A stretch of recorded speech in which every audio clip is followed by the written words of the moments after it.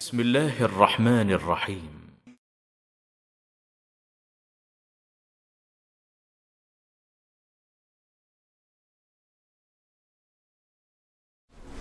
बिस्मिल्लाहिर्रहमानिर्रहीम नहमदुहु व नुसल्ली अला रसूलिहिल करीम अम्मा बाद। मुअज़्ज़ज़ नाज़रीन किराम अस्सलामु अलैकुम व रहमतुल्लाहि व बरकातुहू। आप देख रहे हैं नूर टीवी जद्दा और मैं हूं मोहम्मद आकिल। वॉइस मैसेज के साथ सवाल पेश किए जाते हैं। आप भी अगर अपना सवाल आवाज़ में रिकॉर्ड करके हमें भेजना चाहते हो व्हाट्सएप पर, तो बराह करम स्क्रीन पर दिए गए नंबर को नोट फरमा लीजिए और हमारी तमाम तफासिल डिस्क्रिप्शन बॉक्स में भी मौजूद हैं, उनसे जुड़ जाइए। अगर अभी तक हमारा चैनल आपने सब्सक्राइब नहीं किया है तो प्लीज़ सब्सक्राइब कर लीजिए, बेल आइकॉन भी दबा दीजिए, ऑल नोटिफिकेशन अलाउ कर दीजिए ताकि हमारी तमाम वीडियोस आप तक पहुंचती रहें। सवाल आपकी खिदमत में।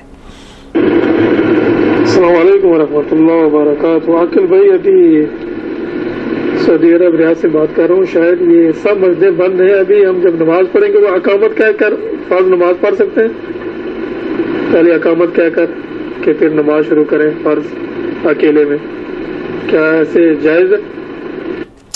रियाद से ये पूछा जा रहा है क्योंकि सऊदी अरब में बल्कि आज 24 मार्च सन 2020 को मैं समझता हूं कि इस्लामी ममालिक और हिंदुस्तान की मसाजिद भी, पाकिस्तान की मसाजिद भी अब एहतियाती तौर पर, आर्जी तौर पर बंद कर दी गई हैं।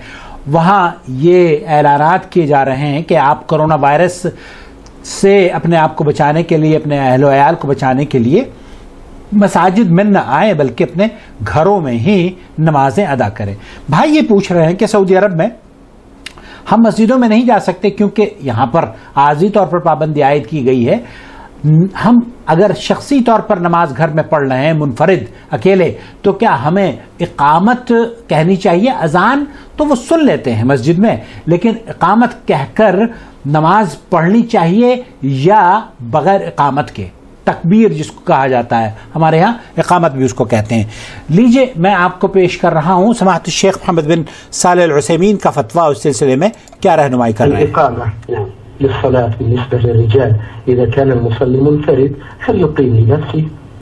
यही पूछा जा रहा है कि एक आदमी मुनफरिद नमाज पढ़ रहा है, अकेले नमाज पढ़ रहा है, क्या वो पहले इकामत कहेगा, तकबीर कहेगा? और अगर वो नहीं करता है, इकामत या तकबीर नहीं कहता है, तो उसके ऊपर कोई गुनाह तो नहीं है? उसके ऊपर अगर वो जानबूझकर इकामत नहीं कहता है, अकेले नमाज पढ़ने वाला, तो उसके ऊपर कोई गुनाह नहीं है और वो दुरुस्त कर रहा है। इकामा कहना या तकबीर कहना इसके हक में, मुनफरिद के हक में, ये मसनून अमल है। अहले इल्म ने रहमहुमुल्लाह उन्होंने यही बात बयान फरमाई है।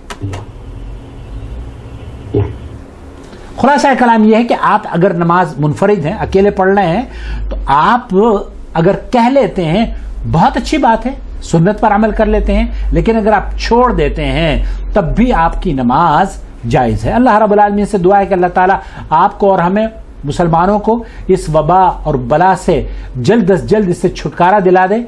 इस आजमाइश के दौर में हम जो घरों में महसूर होकर रह गए हैं, अल्लाह रब्बुल आलमीन हमें सही अपने वक्त का इस्तेमाल करने की तौफीक से नमाज दे और हमारे लिए हमारे घरों में बैठना खैर और अपनी रजामंदी के हासिल करने का जरिया बना दे।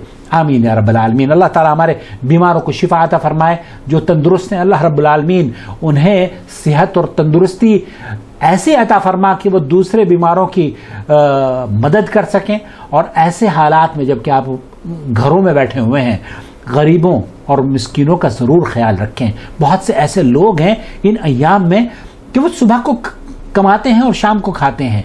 अब कारोबार बंद हो चुके हैं। वो गरीब जो कि रोज़ाना खाता कमाता है, उसके अहल-ओ-अयाल किस परेशानी से गुजर रहे होंगे। बराह करम अपने कुर्ब जवार में नज़र दौड़ाएं और ऐसे लोगों की मदद करें, क्योंकि ये लोग जिनके यहाँ काम किया करते थे, वो जो ताजिर था वही इस कोरोना ने उसकी भी कमर तोड़ दी है।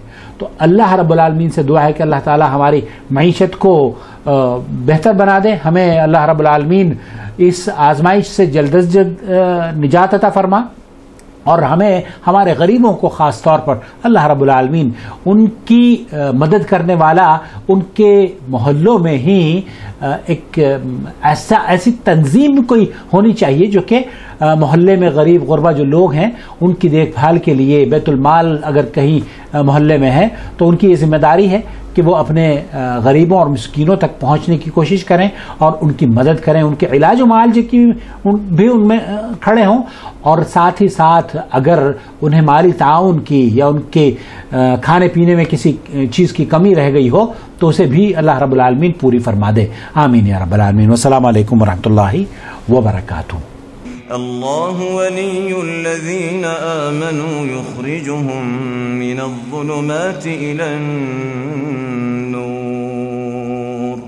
والذین كفروا أولیاؤهم الطاغوت یخرجونهم من النور إلى الظلمات أولئك